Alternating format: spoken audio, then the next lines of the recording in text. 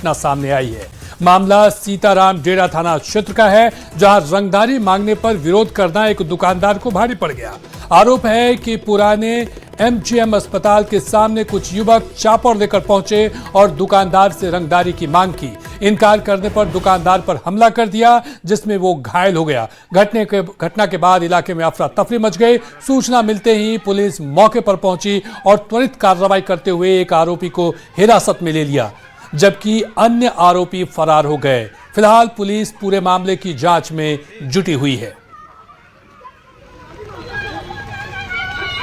देखिए, एक शख्स को पकड़ के थाना लेकर के जाया जा रहा है, बहुत जोरदार। पूरा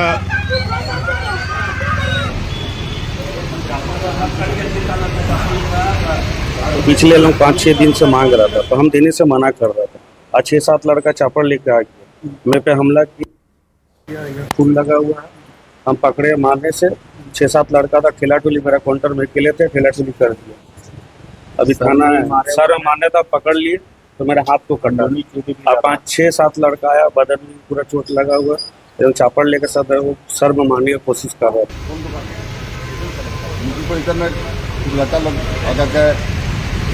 रंगदारी मांगने की चापड़ लेकर के पहुंचा था, बोल रहा है, और जिसके ऊपर पीड़ित दिक्कत नहीं है। दिक्कत नहीं चापड़ अब जाते। तो अब सवाल है कि जमशेदपुर में क्या अपराधी बेलगाम हो गए हैं। यह सवाल इसलिए क्योंकि जमशेदपुर में अपराध चरम पर है। लगभग हर रोज किसी न किसी की हत्या की जा रही है, कभी चापर से हमला करके तो कभी गोली मार के। जरा एक बार इस आंकड़ों पर नजर डालिए। 17 जून 2026 हिमांशु की पुलिस कस्टडी से निकालकर हत्या की गई। बीडी बार के बाहर मामूली विवाद में हत्या की गई। उसके बाद 8 जुलाई 2026 राहुल बच्चा की 5 से 7 गोली मारकर सरेआम हत्या की गई। प्रेम विवाद में 2 पक्षों के विवाद में इस हत्याकांड को अंजाम दिया गया। 30 से 35 युवकों ने इस हत्या को अंजाम दिया है। इसके बाद 9 जुलाई 2026 रोहित मुंडा की पीट कर हत्या कर दी गई। बाइक चोरी का आरोप लगाकर हत्या की गई है। 12 जुलाई 2026 को भी 3 अलग अलग क्षेत्रों में हमला किया गया, जिसमें कुल्हाड़ी, चाकू और चापर का इस्तेमाल किया गया और इनसे हमला किया गया। कदमा में कांग्रेस कार्यकर्ता पर हमला। सोनारी टेल्को में 3 लोग घायल हुए थे। 13 जुलाई की बात करें तो 13 जुलाई 2026 को अभिषेक गिरी पर चापर से हमला किया गया। 3 लोगों ने हमला कर लूटे हैं 10,000 रुपए कैश। यानी कि अपराधी लगातार जो है आपराधिक घटना को अंजाम दे रहे हैं। 20 जुलाई 2026 की बात करें तो दुकान पर चापर से हमला किया गया है। रंगदारी का विरोध करने पर यह हमला किया गया है। ऐसे में कई सवाल उठ रहे हैं। सवाल उठ रहे हैं कि क्या अपराधियों में पुलिस का खौफ खत्म हो गया है? लगातार हो रही हत्याओं पर लगाम कब लगेगी, यह बड़ा सवाल है। क्या पुलिस इन अपराधियों पर लगाम लगा पाएगी?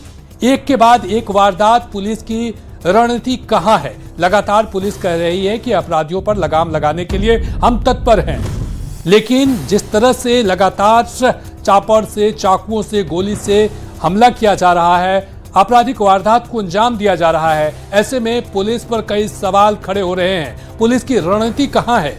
सरेआम हत्या, आखिरकार कानून का डर कहां है? क्या पुलिस अपराध रोकने में नाकाम साबित हो रही है? क्या जमशेदपुर में कानून का राज खत्म हो रहा है? जिस तरह से हत्याएं लगातार हो रही है, ऐसे में यह सवाल उठना लाजमी है।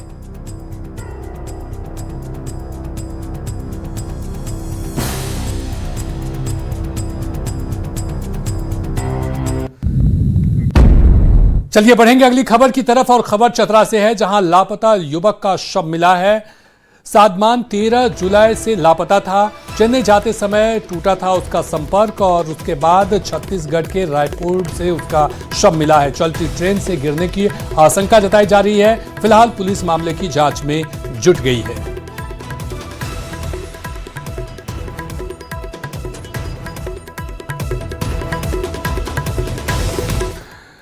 और अगली खबर गुमला से है, जहां के सदर थाना क्षेत्र में बंद पड़े 2 घरों का ताला तोड़कर करीब 6 लाख रुपए के सोने चांदी के जेवर चोरी करने का मामला सामने आया है। पीड़ित ने सदर थाने में लिखित शिकायत देकर कार्रवाई की मांग की है। आवेदन के मुताबिक पीड़ित रविवार को अपनी पत्नी को जेएसएससी की परीक्षा दिलाने लोहरदगा गए थे, और पड़ोसी भी पत्नी के इलाज के लिए प्रयागराज गए थे। सुबह घर लौटने पर घर के गेट का ताला सही मिला, लेकिन अंदर के सभी कमरों के ताले टूटे थे और घर का सारा सामान बिखरा पड़ा था। जांच करने पर अलमारी से 6 लाख रुपए के जेवर गायब मिले। घटना की सूचना मिलने पर पुलिस मौके पर पहुंची और मामले की जांच में जुटी है। अगली बड़ी खबर हजारीबाग से है, जहां डेंटल कॉलेज स्टोर इंचार्ज हत्याकांड मामले में पुलिस ने बड़ा एक्शन लिया है। हत्या मामले में 3 कुक को हिरासत में लिया है। 8 नामजद समेत अन्य पर मामला दर्ज किया गया है। 19 जुलाई को कैंटीन में शव मिला था। आपको बता दें कि जल्द मामले के खुलासे का भी पुलिस ने आश्वासन दिया है।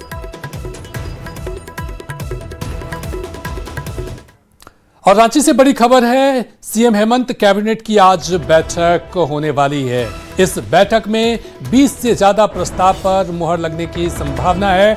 आपको बता दें कि पेयजल स्वच्छता, स्वास्थ्य प्रस्ताव इसमें शामिल है। उच्च तकनीकी शिक्षा, खनन प्रस्ताव भी इस बैठक में, इस पर भी मुहर लगने की संभावना है। तो पेयजल, स्वच्छता, खनन शामिल है इस प्रस्ताव में और इस पर मुहर लगने की संभावना है। तो आपको बता दें कि हेमंत कैबिनेट की आज बैठक है। 20 से ज्यादा प्रस्ताव पर मुहर लगने की संभावना है, जिसमें सबसे खास पेयजल, स्वच्छता, स्वास्थ्य और उच्च तकनीकी शिक्षा, खनन प्रस्ताव शामिल है। तो हेमंत कैबिनेट की आज बैठक है। संजय सिन्हा और अधिक जानकारी के साथ हमारे साथ जुड़ गए हैं। संजय जी, आज हेमंत सोरेन कैबिनेट की बैठक है। बताया जा रहा है कि 20 से ज्यादा प्रस्तावों पर मुहर लगने की संभावना है। कौन कौन से महत्वपूर्ण प्रस्ताव पर आज मुहर लग सकती है? देखिए, आज कई विभागों के प्रस्ताव पर मुहर लग सकती है। जैसा कि आप बता भी रहे हैं कि पेयजल स्वच्छता विभाग है, उच्च एवं तकनीकी शिक्षा विभाग है, स्वास्थ्य भी जुड़ा हुआ मुद्दा है, पथ, खनन, वन, जल संसाधन विभाग में भी आज जो है उससे जुड़े प्रस्ताव हैं। और एक जो बड़ी इसमें है कि जल जीवन मिशन में जो 20 प्रस्ताव है, उसमें जल जीवन मिशन में जो घटनोत्तर स्वीकृति इसको जो मिलने की संभावना है, मतलब कि जो राशि आवंटित है उसको लेकर जो है एक आज कैबिनेट में मंजूरी मिलेगी। इसके अलावा देखिए और बात करें तो इसके अलावा समझ जाइए कि आपको सरकार की जो कहते हैं कि योजनाओं को लेकर जो विभाग की जवाबदेही है और जिम्मेदारी है उसको भी सुनिश्चित करने को लेकर जो है एक कैबिनेट से मंजूरी आ सकती है। तो कुल मिलाकर में कि आज कैबिनेट जो है बेहद अहम है। और स्वास्थ्य के क्षेत्र में बात करें तो थैलेसीमिया पीड़ित जो है, राज्य में जो थैलेसीमिया की बीमारी से जो ग्रसित है, उनके लिए जो छात्र ग्रसित हैं, उन छात्रों के लिए 75% जो अटेंडेंस की अनिवार्यता है स्कूल कॉलेज में, उसको शायद इसको संशोधन किया जाए या इसकी अनिवार्यता को खत्म किया जाए। जो थैलेसीमिया पीड़ित है, फिर रिपीट कर रहा हूं, जो थैलेसीमिया पीड़ित छात्र है उनके लिए 75% जो अटेंडेंस की अनिवार्यता है उसको भी खत्म करने को लेकर मंजूरी मिल सकती है। जी, क्या मॉनसून सत्र को लेकर के की भी इस पर चर्चा होगी यहाँ पर, और क्या इस पर भी कुछ डेट उट सामने आएगा? बिल्कुल, इसकी भी संभावना है कि मानसून सत्र को लेकर के जो तारीख तय हो सकती है। चूंकि आप देख रहे हैं कि बिहार में मानसून सत्र जो है वहां भी शुरू हो चुका है। केंद्र में भी जो है संसद का शीतकालीन सत्र 20 जुलाई से शुरू हो गया। तो जाहिर है कि इसको लेकर के भी झारखंड में जो आपको मानसून सत्र जो है वो कब से शुरू होगा उसको लेकर के भी तारीख आज कैबिनेट में संभावित तौर पर इस पर मंजूरी मिल सकती है। जी, बहुत बहुत शुक्रिया तमाम जानकारी के लिए संजय जी। चलिए बढ़ेंगे अगली खबर की तरफ। राजधानी रांची समेत राज्य भर के शहरी क्षेत्र में जमीन, मकान, फ्लैट लेना अब महंगा होने जा रहा है। दरअसल राज्य सरकार ने झारखंड नगरपालिका भूमि भवन स्थानांतरण अधिमार्स नियमावली 2026 लागू कर दी है। इसके लागू होने के बाद संपत्ति की रजिस्ट्री के समय 10% अतिरिक्त सरचार्ज चुकाना होगा। सरचार्ज से मिलने वाली राशि संबंधित नगर निकाय को मिलेगी। पहले संपत्ति के कुल मूल्य का 5% जीएसटी, 4% स्टाम्प शुल्क और 3% निबंधन शुल्क देना होता था, लेकिन अब संपत्ति की रजिस्ट्री के समय 10% अतिरिक्त सरचार्ज चुकाना होगा। ऐसे में जिन लोगों का सपना शहरी क्षेत्र में जमीन या मकान खरीदने का है, वैसे लोग सरकार से रियायत की मांग कर रहे हैं। राज्य के शहरी क्षेत्र में अब संपत्ति खरीदना महंगा होगा। अगर आप जमीन, मकान या फ्लैट खरीदने के लिए सोच रहे हैं तो थोड़ा संभल कर प्लानिंग करके जाइएगा। आपको बता दें कि सरकार ने अब रजिस्ट्री में जो अतिरिक्त सरचार्ज है वो अब 10% हो गया है। मतलब कि अब जो आप संपत्ति खरीदते थे उसके लिए रजिस्ट्री के समय थोड़ा ज़्यादा पैसा लगेगा। देखिए, हम इस समय राजधानी रांची में कचहरी में है, जो कि रजिस्ट्री कार्यालय है। इस भवन को देखना जरूरी है और समझना यह भी जरूरी है कि सरकार ने अब झारखंड नगर पालिका भूमि भवन स्थानांतरण अधिभार नियमावली 2025 को लागू कर दिया है।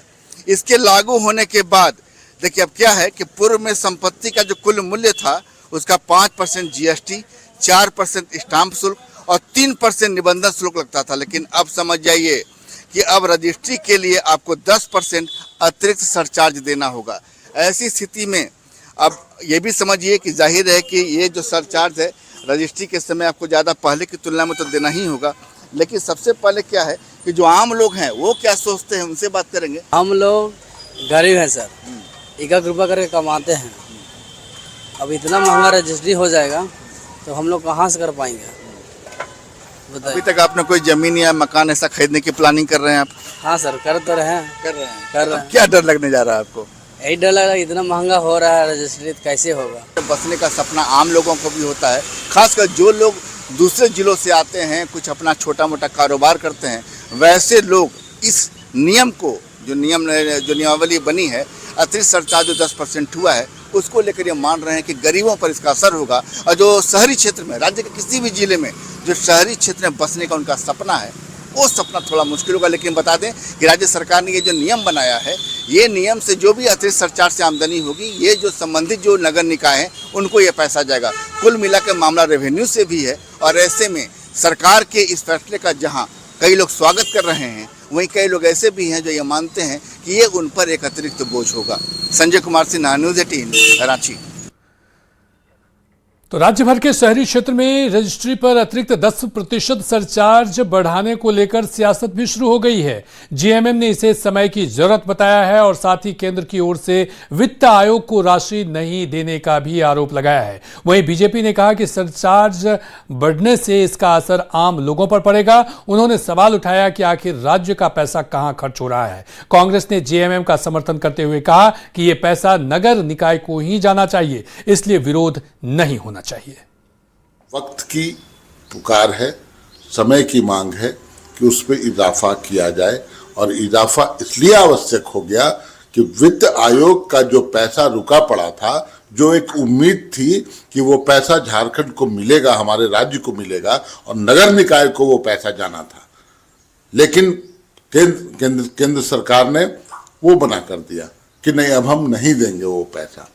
करीब 2-2.5 हजार करोड़ रुपए वो आने थे, तो उसकी भरपाई कैसे होगी? केंद्र सरकार के मनमानी रवैये के कारण राज्य सरकार को मजबूरन ये निर्णय लेना पड़ा और वो पैसे नगर निकाय को जाने हैं।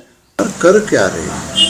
क्षेत्र में कहीं काम नहीं हो रहा, कहीं कोई होमगार्ड रो रहा है कि 5 महीना से वेतन नहीं मिला,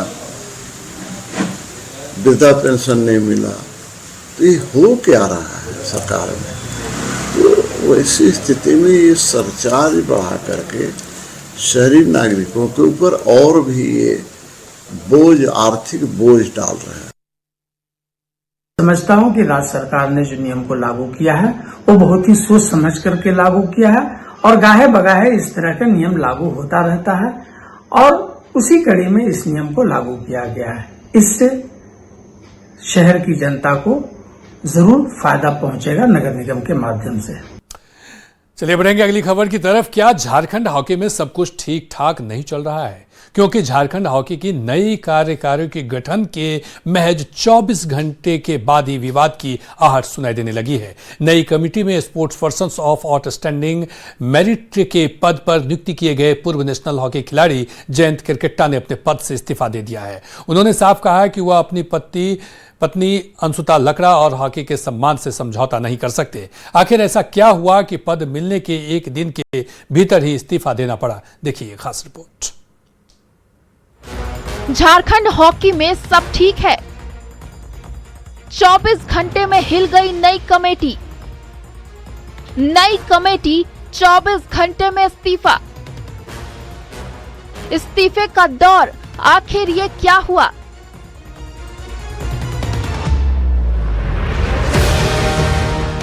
जी हां, झारखंड हॉकी की नई कमेटी के गठन के 24 घंटे भी पूरे नहीं हुए कि इस्तीफों का दौर शुरू हो गया है, जिसको लेकर बवाल शुरू हो गया है। पूर्व नेशनल हॉकी खिलाड़ी जयंत केरकेट्टा ने sports person of outstanding merit पद से तत्काल प्रभाव से इस्तीफा दे दिया है। उन्होंने अपना इस्तीफा हॉकी झारखंड और हॉकी इंडिया को ईमेल के जरिए भेज दिया। कल आप लोगों ने देखी कि बहुत से नेशनल और इंटरनेशनल खिलाड़ियों ने बाहर पे भोलानाथ के अगेंस्ट में धरना प्रदर्शन किए थे और मैं भी एक हॉकी खिलाड़ी हूँ और असुंता लकड़ा मेरी पत्नी है, उसका भी मान सम्मान की बात है। तो इन्हीं सब बात को देख के मैंने हॉकी की अच्छाई के लिए ये पद त्याग दिया है। जयंत केरकेट्टा भारतीय महिला हॉकी टीम की पूर्व कप्तान अंशुता लकड़ा के पति हैं। न्यूज 18 से बातचीत में उन्होंने साफ कहा कि वह अपनी पत्नी अंशुता लकड़ा और हॉकी के सम्मान से समझौता नहीं कर सकते। सिद्धांत और सम्मान उनके लिए किसी भी पद से अधिक महत्वपूर्ण है। भोलानाथ सिंह ने बोलता है कि ना मैं गलत करूंगा ना गलत होने दूंगा। तो मुझे ये समझ में नहीं आता है कि जब सुधीर गोला का गलत साबित हो गया तो उसको सपोर्ट क्यों कर रहे थे, उसको संरक्षण क्यों दे रहे थे।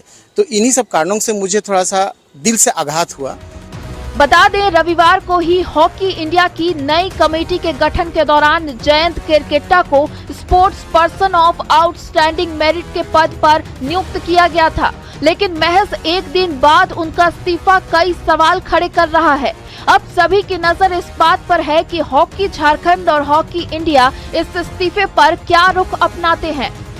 जब असुंता लकड़ा ने ये आवाज़ उठाई है कि गलत कोच को आप सपोर्ट कर रहे हैं, उसके निष्कासित नहीं कर रहे हैं, तो इस वजह से उसको धमकी देना ये मुझे अच्छा नहीं लगा।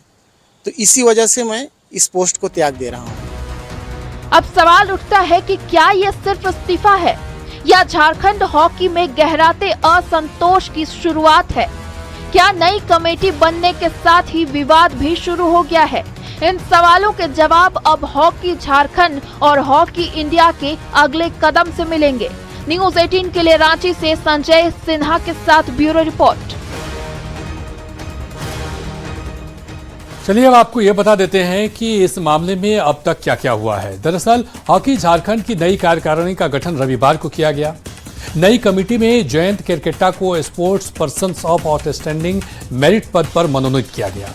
गठन के 24 घंटे के ही भीतर जयंत केरकेट्टा ने अपने पद से तत्काल प्रभाव से इस्तीफा दे दिया। जयंत केरकेट्टा ने अपना इस्तीफा हॉकी झारखंड और हॉकी इंडिया के ईमेल के जरिए भेजा। न्यूज 18 से बातचीत में उन्होंने कहा कि वह अपनी पत्नी अंशुता लकड़ा और हॉकी के सम्मान से समझौता नहीं कर सकते। उन्होंने हॉकी झारखंड के अध्यक्ष भोलानाथ सिंह पर गंभीर आरोप भी लगाए। जयंत का आरोप है कि तत्कालीन कोच सुधीर गोला पर लगे आरोपों के बावजूद कोई ठोस कार्रवाई नहीं की गई। इसी मुद्दे को लेकर उन्होंने नई कमेटी में बने रहने से इनकार कर दिया। उधर अंशुता लकड़ा भारतीय महिला हॉकी की पूर्व कप्तान और झारखंड की वरिष्ठ हॉकी हस्ती हैं। जयंत केरकेट्टा के इस्तीफे के बाद हॉकी झारखंड की नई कमेटी पर सवाल खड़े होने लगे हैं। फिलहाल हॉकी झारखंड की ओर से इस इस्तीफे पर कोई आधिकारिक प्रतिक्रिया नहीं आई है, जिसका इंतजार है। अब यह भी जान लीजिए कि यह विवाद कब शुरू हुआ। दरअसल 2025 में झारखंड हॉकी के पूर्व विवाद ने तुल पकड़ना शुरू किया। उस दौरान तत्कालीन हॉकी कोच सुधीर गोला पर गंभीर आरोप लगाए गए। आरोप सामने आने के बाद पूर्व भारतीय महिला हॉकी कप्तान अंशुता लकड़ा ने सार्वजनिक रूप से कार्रवाई की मांग की। मामले को लेकर खिलाड़ियों और हॉकी से जुड़े कई लोगों ने निष्पक्ष जांच और सख्त कार्रवाई की मांग उठाई। आरोपों के बावजूद जयंत केरकेट्टा का कहना है कि सुधीर गोला के खिलाफ कोई प्रभावी कार्रवाई नहीं की गई। 20 जुलाई 2026 को हॉकी झारखंड की नई कार्यकारिणी बनी, जिसमें जयंत केरकेट्टा को पद दिया गया। नई कमेटी बनने के 24 घंटे के भीतर ही जयंत केरकेट्टा ने इस्तीफा देते हुए कहा कि वह अंशुता लकड़ा और हॉकी के सम्मान से समझौता नहीं कर सकते। इस्तीफे के साथ यह पुराना विवाद एक बार फिर सुर्खियों में आ गया और हॉकी झारखंड की कार्यप्रणाली पर सवाल उठने लगे। चलिए बढ़ेंगे अगली खबर की तरफ और खबर गिरिडीह से है, जहां के बिरनी प्रखंड के पहाड़िया गांव में कई एकड़ में फैले जंगल को उजाड़े जाने का मामला सामने आया है। आरोप है कि भूमाफिया ने जमीन पर कब्जा करने की नियत से पहले जंगल में आग लगाई, जिससे बड़ी संख्या में पेड़ झुलस गए। इसके बाद 1 महीने के अंदर सालों पुराने पेड़ों की अवैध कटाई कर पूरे इलाके को खाली कर दिया गया। ग्रामीणों का कहना है कि जंगल साफ करने के बाद अब जमीन पर कब्जा करने की तैयारी की जा रही है। मामले की जानकारी मिलने के बाद अंचल अधिकारी ने अज्ञात लोगों के खिलाफ FIR दर्ज कराई है। इस वक्त हम मौजूद हैं गिरिडीह जिले के अंतर्गत आने वाले बिरनी प्रखंड के पडरिया में, जहां पर आज से 1 महीना पहले ये इलाका पूरा हरा भरा हुआ करता था।